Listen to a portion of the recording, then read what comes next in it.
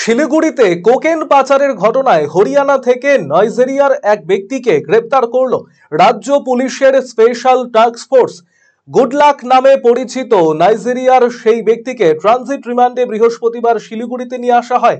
জানা গিয়েছে, গুডলাক চিমজি মাওয়াকামা জিয়াত আব্বাস জিকো নামের পরিচিত হরিয়ানা থেকে দেশ জুড়ে কোকেনের কারবার চালাতো। কিছুদিন আগে শিলিগুড়ির 6 নম্বর ওয়ার্ডে একটি বাড়িতে অভিযান চালিয়ে এসটিএফ সরতাজ আলম নামে এক কাপড়ের ব্যবসায়ীকে গ্রেপ্তার করে। তাকে জিজ্ঞাসাবাদ করে পাসান মোক্তার নামে আরো এক ব্যক্তিকেও গ্রেপ্তার করা হয়েছে। পাসানের কাছ থেকেই পুলিশ গুডলাকের কথা জানতে পারে।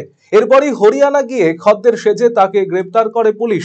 ধৃতের কাছ থেকে পুলিশ 3টি জাল পাসপোর্ট উদ্ধার করেছে। তাকে জিজ্ঞাসাবাদ করে পুলিশ জানতে পেরে আফ্রিকা থেকে চোরা পথে কোকেন ভারতে আসতো। এরপরই সেই কোকেন দেশ জুড়ে নানান জায়গায় পাঠানো হতো।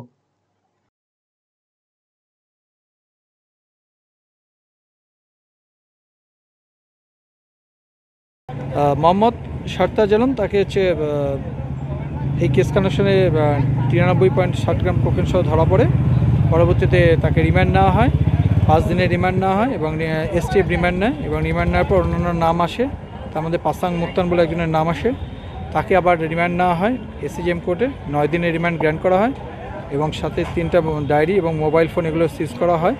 পরবর্তীতে এই পাসাং মুক্তানকে রিমান্ড নেওয়ার পরে আরেকটা নাম আসে, Andrew Liu Obi Jiko alias Goodluck, এর নামটা আসে এবং তাকে হচ্ছে গুড়গাঁও কোর্টের অর্ডারে গুড়গাঁওতে ট্রানজিট রিমান্ডে নেওয়া হয় এবং ট্রানজিট রিমান্ড এটা হরিয়ানা, গুড়গাঁও হরিয়ানা 5 দিনের ট্রানজিট রিমান্ড গ্র্যান্ট করে হরিয়ানা আদালত।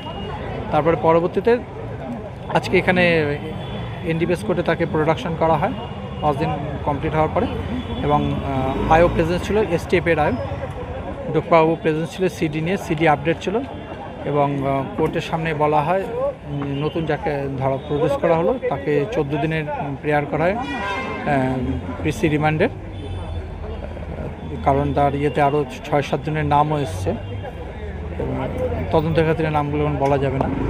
এবং কোর্ট সিডি দেখে সিডিতে মেটেরিয়াল দেখে এবং বোথ সাইড প্রসিকিউশন এবং ডিফেন্সের বক্তব্য শুনে সেখানে কোর্ট 14 দিনে যেটা প্রেয়ার ছিল সেটা 10 দিন গ্র্যান্ট করলো।